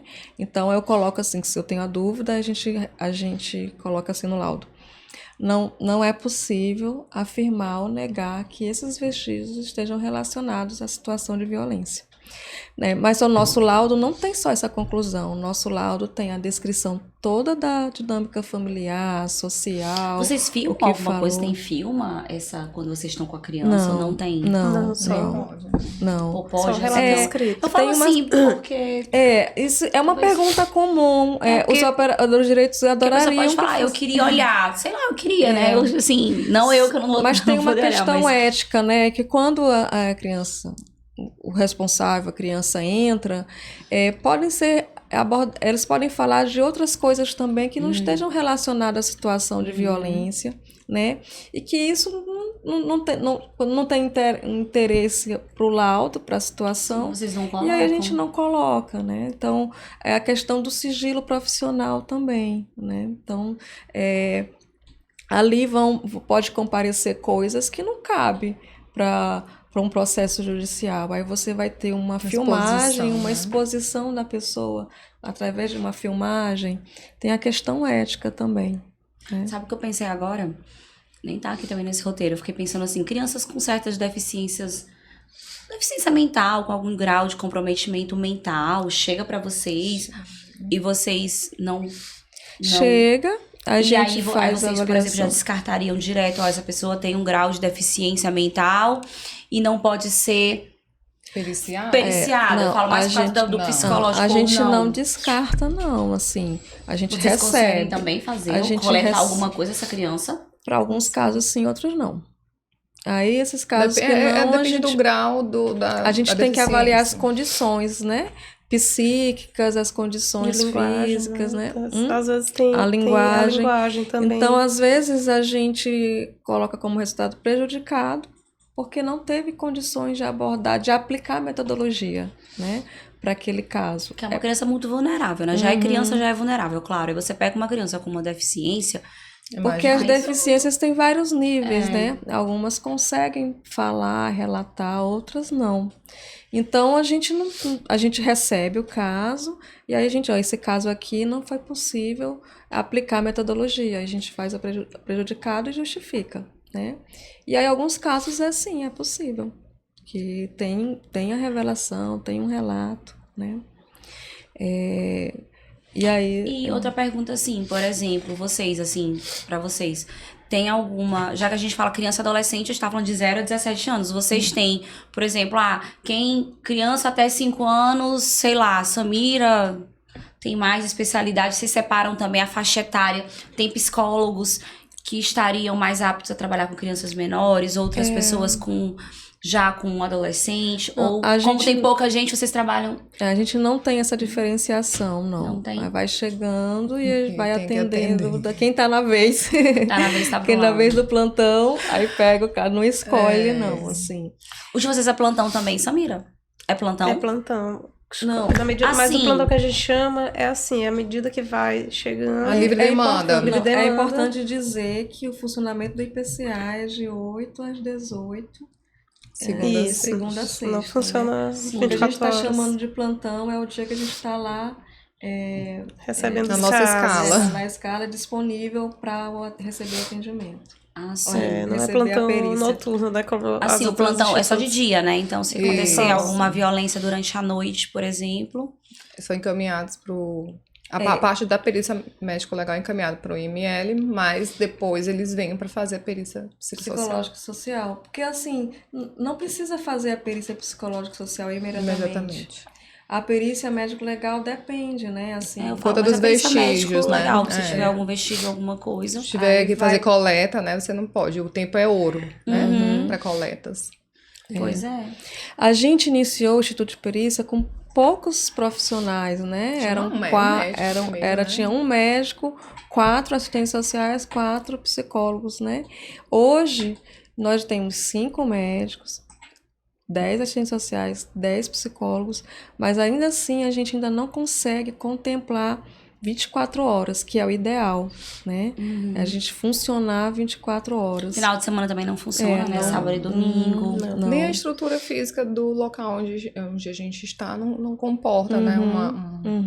Que teria que ter um repouso. São muitas questões para que aquilo funcione. Para que funcione.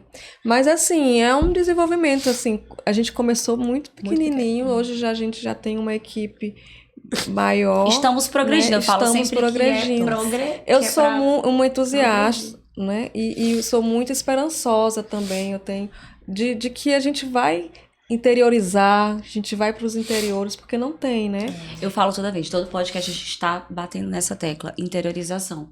Porque, meu Deus, como é que vocês vão falar aqui de 5, 10, 25 profissionais para dar conta atender do o Maranhão inteiro? inteiro. Ou seja, é um privilégio. É um privilégio, alguns casos que são escolhidos quando as pessoas que realmente têm aquela coragem, né, de fazer uma denúncia, porque eu creio, ou deve existir muitos casos subnotificados e no interior não tem nem como averiguar esse tipo de situação, porque não tem esse tipo de profissional. Não tem estrutura. Então é muito sério. Por isso que a gente tá também, assim, Simone, a gente tem o objetivo do podcast é fazer essa divulgação, é falar que isso aqui, gente, olha o tanto que esse trabalho é importante, que eu te falo, gente. Porque a gente tá... Flávia está aqui de testemunha. Visitamos aí quantas reuniões, quantos políticos... Não sabia nem o que era perícia. O povo não sabe nem o que é perícia. Vale IPCA, o quê? Onde... Perguntaram o que era, onde era o IPCA, quando a gente falou do IPCA. Foi, tudo perguntou. Porque Flávia sempre falava, olha, eu sou médico, IPCA. O quê? Sabe o IPCA? O que é isso? Muita gente desconhece. Onde fica? É lá na UFMA? Não sabe. Então, imagina só que realmente a falta de divulgação, ela precisa, na verdade, precisa ocorrer esse tipo de divulgação. E vamos falar, Samira, também é super, assim, algo que as pessoas têm muita dúvida, porque como eu te falei, nem eu, antes de ser perita, nem sabia que um assistente social poderia trabalhar nessa área forense. Como que surgiu isso? Como que surgiu o serviço social nessa área? Tem conhecimento, assim, desse histórico? Como é que surgiu? Como é que vocês conseguiram entrar nesse mundo? Serviço social na perícia é uma novidade, assim, até porque o Instituto é único, né? Então, o serviço social, na verdade, ele está se desenvolvendo, está em processo de desenvolvimento. Para trabalhar. E aí, o diferencial do serviço social para a perícia social para a perícia psicológica é que o serviço social, ela se embasa no estudo social, que é um processo metodológico específico do serviço social, que ele vai englobar os aspectos sociais, da moradia, o contexto familiar, os vínculos, né, que a criança tem dentro de casa, na comunidade, na escola, né, como a gente falou, a importância da escola, por conta desse vínculo, desse contexto que a criança está inserida, se ela está matriculada na escola, se a família acompanha aquela criança, qual é o vínculo que ela tem com a família, o nível, né, de acompanhamento, se a família conhece a vida daquela criança, porque às vezes os pais não acompanham, não sabem nem a escola, a série que a criança tá, né, por conta do trabalho também, tem as situações que a família trabalha muito, tem que deixar a criança em creche, escola, ou com algum terceiro responsável. Tem as questões das vulnerabilidades, principalmente a econômica, né? As vulnerabilidades econômicas, que aí vai entrar o Bolsa Família ajudando, né, as famílias. A mãe, quando é mãe solo, ela tem essa possibilidade, de repente ela se encontra numa situação com um parceiro, né? Ela se separa e começa outro relacionamento. Aí outra dinâmica, assim... Sim, essa outra dinâmica, de repente surge que essa pessoa começa a abusar de um filho, de uma coisa. Ela tem também a opção de aluguel social, de morar em outro local, né? Aí a gente tem que analisar todas essas questões. E como é o laudo de vocês? Como é que é esse laudo de vocês? Tem alguma conclusão? É um relatório? Como é que é esse laudo de vocês? Do serviço social. O estudo social, ele vai... É um estudo social. Estudo social. Dentro do laudo tem a parte do estudo, como a Simone falou, as entrevistas, elas vão gerar um estudo que a gente vai focar nas vulnerabilidades e qual a relação sim. que aquelas vulnerabilidades vão ter Com o possível com o abuso. possível abuso. A gente sempre vai tentar fazer essa ligação Ah, tá. para poder gerar o parecer no final, que vai ser a nossa opinião técnica a respeito da situação. Eu já escutei assim, né? Porque mesmo a gente estando na perícia médica, a gente conversa, né? Dos casos. E aí eu lembro de um caso que a criança assim, ela não queria falar, porque a mãe falou assim, olha, se teu pai for preso, ele é a única pessoa que trabalha. Sim.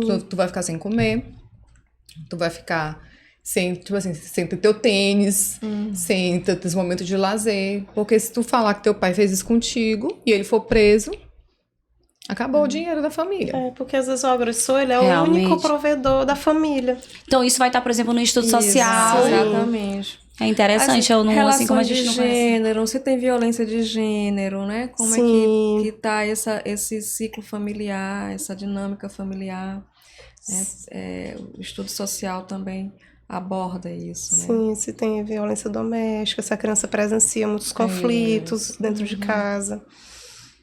E dentro da perícia médica, eu acabei de lembrar também que é um fato que a gente vê muito. A gente pega muito adolescente, né, quando é vítima de violência sexual com automutilação. Eu botei aqui, olha, uma pergunta, gente, porque já tinha comentado comigo Já. sobre a questão de automutilação. Eu comecei até a Isso. prestar atenção sobre esse assunto.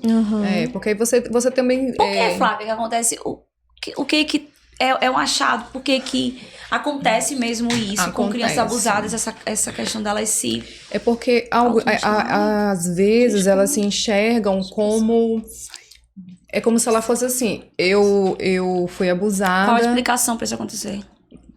Vou te dar um exemplo. Eu fui abusada porque talvez eu me comportei de uma maneira inadequada, eu tava com uma roupa curta, ela passa a se enxergar que nem a mulher que é agredida pelo marido, né? Às vezes ela se coloca na sua parcela de culpa. Não, é porque eu fiz isso, aí foi por isso que ele me bateu, né? Às vezes a mulher me diz isso, é porque eu provoquei demais, eu tirei ele do controle, ele me bateu. Então, às vezes, a criança, ela começa a olhar, a adolescente, e fala assim, se eu não tivesse com aquela saia, ele não teria me abusado. Porque às vezes o agressor fala, tu tá me provocando, tu fica, né, fica passando por mim. Então, o que a gente já viu, assim, de automutilação, é como se fosse mesmo assim, ela querendo... Uma autopunição? Uma autopunição. Sim. Mas também... essa mutilação, no caso... Ela corta ela se arranha todinha. Ela tem um padrão. Arranhar, ou ou é com objeto? Não, é com um objeto. Ou com unha? Não, normalmente eles usam um objeto que poderia cortar. Uma gilete. Uma gilete, mas não são profundos. Então eles fazem um traço, né? E aí você vê logo, né? Quando é do lado esquerdo, é destro, né? Então, o do lado que a mão é dominante, você vê um padrão bem regular. E do outro, uma coisa mais, né, irregular. Isso acontece realmente muito? Muito não, mas acontece. Já tem uma relação, né? Alguns artigos já fazem essa relação de ser sinais, né? Sinais de abuso. Assim, a automutilação é um sinal bem... Já tem essa bem correlação relacionado muito alta, né? é. A correlação é muito alta. Muito alta. Assim, você tem que estar atento a essa questão dos comportamentos, né? Normalmente, pessoas vítimas de violência sexual, ela vai ter uma mudança, né? No padrão comportamental. Às vezes, ou crianças, normalmente, pode ter comportamentos mais sexualizados, né? Como o Simone já relatou. Um adolescente, ele pode ter uma mudança no desempenho escolar. Ele começa a ficar mais trancado. Passa a evitar certos locais em que o agressor vai estar presente. Né? Eu lembro que teve um fato que o agressor era um pastor da igreja. Né? Gente, eu acho que tem muito, Tem porque muitos. assim, pelo menos o que a gente vê na internet, não sei se vocês conseguem chegar a essa mesma conclusão, ou ter alguma casuística disso, de abuso, né, de pastores, né, de abuso Assim, de... a gente sabe Os que o abuso, pastores. a maior parte é de conhecidos, né? São pessoas que Sim. têm uma relação de proximidade com a vítima e de alguma forma de confiança, né? A estatística, mais ou menos, aponta lá 50% intrafamiliar, 50% extra, mais ou menos. Eu acho que até um pouquinho mais. O intrafamiliar é bem maior. No artigo, no capítulo que o Richardson faz o levantamento, nessa amostra, porque pode ter Do a ver com a IPCA, amostra né? do IPCA. Mas é a amostra porque a brasileira literatura- não. não. É A disparado brasileira é intrafamiliar. Aí Acho que é compareceu, 89%. eu até achei estranho, 60% extrafamiliar.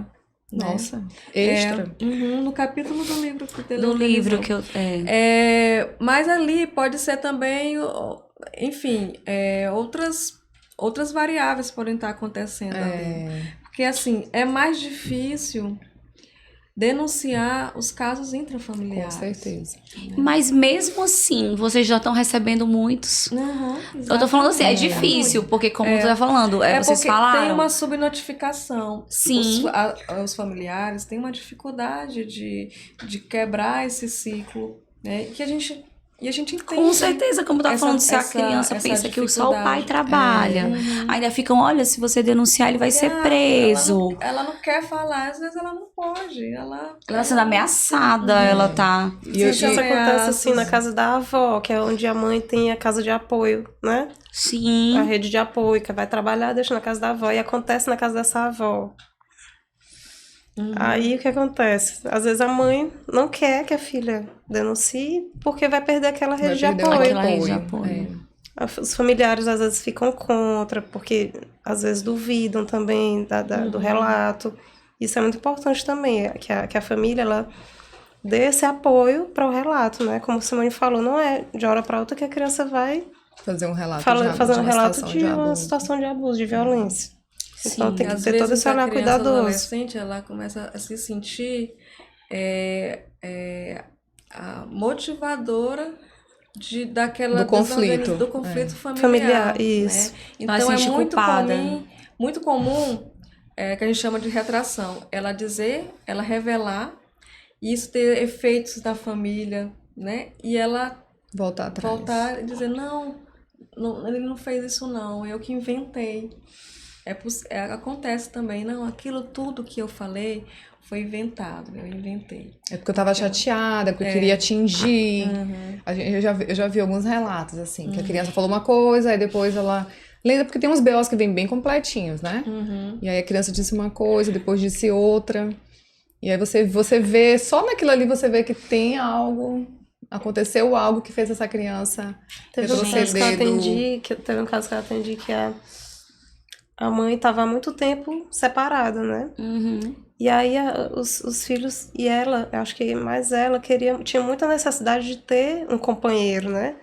E ela ficou muito feliz que ela começou a namorar e tudo. Aí depois de certo tempo ele foi morar junto. E ela estava muito realizada.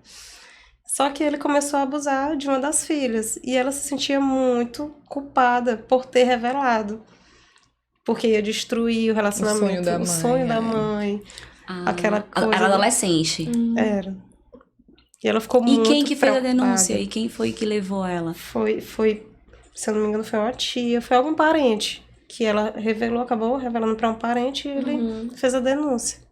Realmente. É realmente como a gente tá falando desde o início, né, Simone? É muito complexo. complexo. É muito complexo. Tudo. Por ser muito no âmbito familiar, envolve o âmbito muita... intrafamiliar. Eu vou fazer uma pergunta.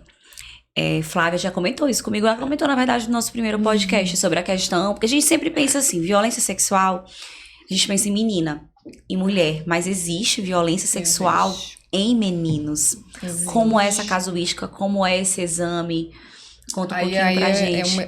Aí se torna mais complicado ainda, né? Porque o que a gente tem, assim, a nível de Brasil, os meninos mais abusados são os meninos de idade menor, Sim. né? Então, assim, quando eles atingem a adolescência, esses abusos, eles tendem a diminuir. Aí fica aquela pergunta, por que será? Porque ele já se defende? Porque ele já consegue... né, exercer mais a força física, ou Ou já- porque será que ele tem menos ele não quer falar, porque já que ele já é Sim, até maiorzinho, porque aí ele vai vai entrar ter uma vergonha, né? Mas o que a gente teve aqui no ano passado foi 89% de meninas e 11% de meninos. Uhum. No Brasil é mais ou menos, é 85, Isso. 15, Sim. né? E por que o exame é pior? Porque aí a posição é pior. Pois A é. posição, porque o exame pra gente... Porque, assim, o abuso em meninos é coito anal, Uhum. né? Sim. Então, a posição de avaliação da região anal... Meu Deus, é altamente é constrangedora. muito constrangedora, né? Que é uma posição que a gente chama E de cachorrinho. eles têm resistência, assim? Muita resistência. E normalmente é adolescente, né? Então, você pega um menino de 15 anos e você vai dizer pra ele, olha, o exame é assim. Tem uns que já viram assim, não faço. É assim, um desespero. Doutor, pelo amor de Deus, eu não vou me colocar nessa posição, né? E Aí como é que é a conversa pra convencer? Ou também é assim? Tem não, algum... aí a conversa olha, é a única forma da gente tentar encontrar algo pra materializar que você sofreu o abuso. Uhum. E também de meninos também é intrafamiliar, também é a mesma Normalmente. Ou às situação. vezes acontece muito, sabe o que também? Vizinho. Uhum. Pegar tipo assim, um menino de 12 anos e aí um já de 17, Uhum. né? Um adolescente maior abusando um adolescente menor.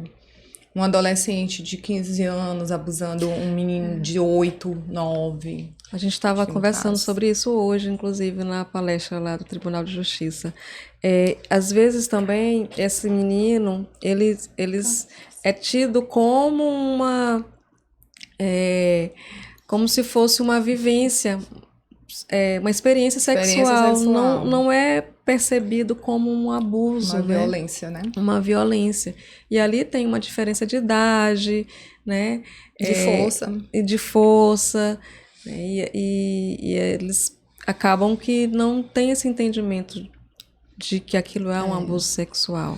E a gente tem, assim, um problema maior, que é o tempo de coleta de material, né? Enquanto numa relação sexual homem-mulher você consegue identificar semi-espermatozoide em até 72 horas, a literatura fala que no coito anal, em 6 horas, as enzimas já degradaram os espermatozoides. E sem você Então não isso conseguiria. é muito mais difícil. Então é muito mais difícil. Teria que ser uma violência que teria que ser examinada quase logo após o acontecimento. E dificilmente um menino vai fazer um relato desse Gente. assim. Aconteceu e ele vai chegar pra mãe, olha mãe, eu fui vítima. Porque, como eu te falei, Porque, para assim, um homem, né, um menino, né, homem, falar, Assumir que isso aconteceu é muito difícil. difícil. Mas, como eu até comentei com Carol, já tive uma situação em que a criança chegou e ela não tinha nenhuma Hagrid, que a gente chama, que é quando fere a mucosa anal, ela não tinha. Não tinha nada perianal, assim, roxo, nem nada que dissesse, teve uma violência. Mas ele tinha um relaxamento um pouquinho maior do esfíncter, né? O esfíncter anal, não, ele é fechadinho, então estava um pouquinho relaxado. E aí o relato dele era um relato muito coerente, né? De violência sexual. E eu falei, não, vamos fazer coleta. Apesar de já ter passado, assim, tinha passado mais de 6 horas, mas assim, era... só o relaxamento do esfíncter não é Caracterizado. porque se eu acho uma Hagrid, eu posso dizer, sim, ali houve um coito anal. Mas o relaxamento do esfíncter por si só pode ser, pode não ser, né? Sim. E aí vamos fazer a coleta. E vamos ver o que vai dar. E veio positiva a coleta. Realmente veio, a gente conseguiu encontrar, né, semi-espermatozoide. Sêmen, né? Foi encontrado o ILAF, né, que é um laboratório que a gente envia o material, e aí veio positivo. Então a gente conseguiu materializar mesmo a violência sexual neste menino.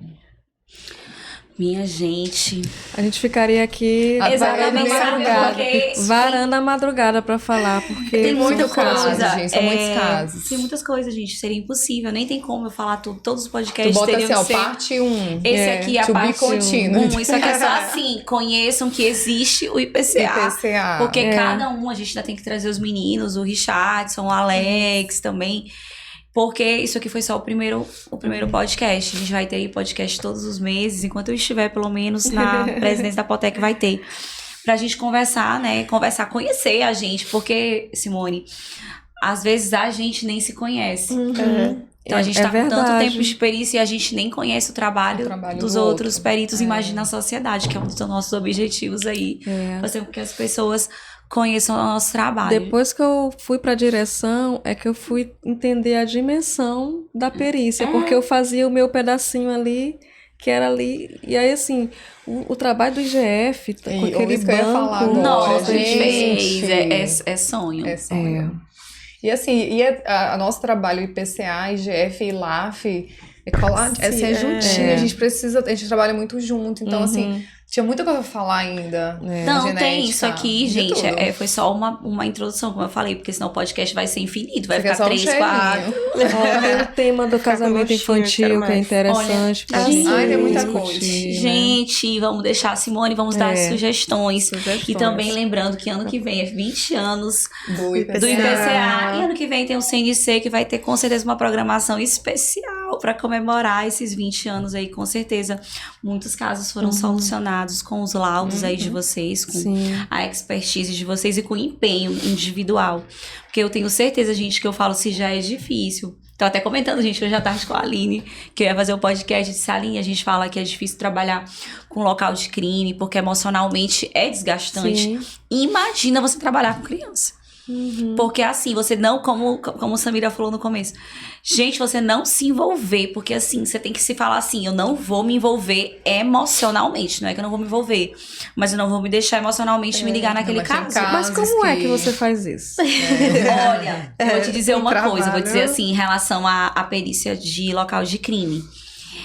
Como é que eu penso? Eu me vejo mesmo como uma pessoa técnica. Antigamente eu levava o problema pra casa. Gente, eu dormia, eu sonhava com aquela pessoa morta. Eu ficava pensando. Na dinâmica. Até na minha diversão eu pensava no caso. E depois eu comecei a trabalhar isso. Não, peraí. Eu não tô aqui pra chorar, eu não tô aqui pra me emocionar. Eu tô aqui pra ser uma profissional que eu preciso estar consciente pra poder... eu fazer um trabalho, né, melhor. Eu não sei se isso dá... É a mesma analogia com vocês. Eu falo que comigo eu trabalhava. Eu falei, eu não tô aqui pra chorar. Porque se você ficar pensando naquilo ali, do jeito que... E as pessoas querem te contar a mesma coisa. Eu fico assim, meu Deus do céu, eu quero ouvir, mas não posso. A pessoa, não, mas se eu te contar isso, aí ela quer te contar igual o Flávio. Peraí. Não é o local de ouvir, porque se eu for ficar ouvindo isso daqui, daqui a pouco eu não tô fazendo mais perícia. Sim. Né? A parte técnica, tem que buscar o vestígio material. E se eu ficar naqueles relatos, naquela dinâmica ali, eu não Mas faço. isso é um recurso mesmo. A gente tentando aplicar a técnica, a gente consegue ficar numa posição né? Fora. Mais de fora. Agora tem assim, casos e casos, né? Tem amigas tem que até hoje, assim, tem coisas que me abalaram. Tem casos que eu chego em casa, tomo um banho e fico... Fica, não é possível não que é possível que isso aconteceu. E assim, verdade. Agora, assim... Samira tocou isso no início, né? Foi. A importância do trabalho, de um trabalho pessoal, né? De gente... Você se preocupar com o seu emocional, né, Simone? Vocês fazem isso? Eu faço. Eu faço terapia. Todo mundo fala assim, Flávia, tu dança, tu faz pilates, tu faz academia. Assim, gente, é pra arejar a mente também. Porque é muita coisa que a gente... Mesmo não sendo da perícia psicológica e social... Você tá naquele ambiente que você tá escutando, todo vendo. Dia, você ouvindo todo dia. Tem histórias que marcam muito. São coisas que a gente pensa que não acontecem. Porque quem não trabalha com isso, imagina que essas coisas não acontecem. A gente conta as histórias. Não, isso não acontece. É você pegar uma menina de 11 anos grávida do avô, grávida do pai, e você dizer como, né? Como é que a pessoa que deveria ser o cuidador foi o violador. Difícil. Foi um dos primeiros casos que eu peguei. Foi de adolescente de 11 anos, acho que tinha 10 por 11 anos, e foi o avô. Grávida. Foi o primeiro caso, assim, que eu fui dormir, que eu não consegui dormir, na verdade, Na verdade, direito. é isso. Eu não As pessoas consegui pensam dormir em entender direito. que a gente não consegue. Às vezes fica assim com aquilo, meu Deus, como é que é possível isso ter acontecido? E acontece mesmo. E com o tempo você vai fazendo um pouco isso mesmo, assim, de Separar. deixar ali no trabalho. Né? Isso, o é trabalho tentar- no trabalho, né? Dizer assim, não é fácil, mas é tentar falar, não, eu não tô aqui pra isso. Eu preciso tirar Abstrair. da minha... E abstrair. Porque senão você não tem saúde mental. É que tirar o aguente. jaleco e dizer, as histórias ficaram aqui e agora eu vou pra... Pior que é na praia. Depois quando a gente come, a gente senta pra jantar, senta numa mesa. A menina teve aquele caso. Perito só conversa sobre perícia. E as pessoas que sabem que você é perito vai te Só perguntar. Mana, tem aquele caso. Que aparece na mídia, Apareceu, me principalmente. conta como foi. Tu sabe de alguma coisa daquele caso? As pessoas imaginam que a gente sabe de tudo que Tudo. acontece. Eu falo, que caso é esse? Não tô nem sabendo. Gente, enfim, eu queria... Já tá altas Extrapoladas. horas aqui da noite. Não sei que horas vocês vão assistir esse podcast, mas já estamos aí. Um horário super avançado. As meninas já vieram aqui super cansadas hoje. Todo mundo veio na garra pra gente não perder aqui o foco do podcast. Porque, como a gente sempre fala... a gente quer divulgar, a gente precisa fazer com que a sociedade conheça que isso aqui é um direito, né? A pessoa poder procurar, poder ter acesso a um instituto desse, a um laudo dessa qualidade que o IPCA produz, né, Simone? E não é o único, não vai ser o nosso único podcast relacionado ao IPCA. Isso aqui fosse só um spoiler aí de conversas mais profundas com serviço social, com medicina legal, com psicologia forense. Porque realmente a gente não conseguiria jamais esgotar o assunto num podcast aí com um tempo limitado. Então, gente, é isso. Se quiserem falar aí alguma coisa, Simone... Só Depois agradecer, novamente, a oportunidade, né, da gente falar do nosso trabalho e nos colocar sempre à disposição mesmo na sociedade. Né? Eu sempre falo, quando a mãe diz, ai, doutora, graças a Deus, não tem nada. Eu falei, na dúvida, traga, né? Busque, faça o boletim e traga. Porque às vezes, já tivemos casos em que a gente achou que não era nada e na hora a gente encontrou Tá situações aí, de uma abuso dica, também. dicas aí, realmente procurem. Mesmo que estejam em dúvida, procurem, porque existe sim esse serviço especializado aqui em São Luís. O fato de você denunciar não quer dizer que aquilo vai ser, né, comprovado, né? É uma suspeita, né? Então, ainda vai ter todos os procedimentos do inquérito policial e tal. Então, começa pela denúncia, né? Vai ser comprovado ou não, né? Identificado ou não. Sim. É isso. Queria também agradecer a presença do Serviço Social aqui no podcast, que às vezes a gente, como você falou, né, que às vezes a gente não imagina, as áreas de atuação do Serviço Social são muito amplas. Não, pra mim foi o mais diferente, assim, meu Deus, eu nem sabia. E a perícia forense é uma delas, que a gente tá nessa caminhada para ir construindo, né, Simone, junto com a... No contexto psicologia, criminal, principalmente. no Porque a gente contexto vê muito criminal. no contexto civil, né? Sim. E no contexto criminal, realmente é uma Pioneirismo do inovação. Maranhão. Sim. É um ineditismo, né? O Maranhão poderia fazer história, Isso. ser referência, né? A gente não queria só interiorizar, a gente queria Interiorizar e exteriorizar. Ano que vem vocês podem ter certeza que no Mostrar o CNC nosso todo trabalho. o Brasil vai conhecer o trabalho de vocês. A gente já tá falando sobre isso e vai ter. Hoje a gente tava fazendo já organizando as trilhas e a gente tá separando aí algumas palestras bem interessantes pra vocês. E pra vocês aí também que queiram participar, de 10 a 13 de setembro de 2024 vai ocorrer o 27º Congresso Nacional de Criminalística pela primeira vez em São Luís, Estaremos lá. Maranhão. E claro, com todos os nossos convidados aqui com certeza estarão presentes como palestrantes, como ouvintes, como ministradores de minicursos. Então, gente, é isso. E até a próxima. Até. Até.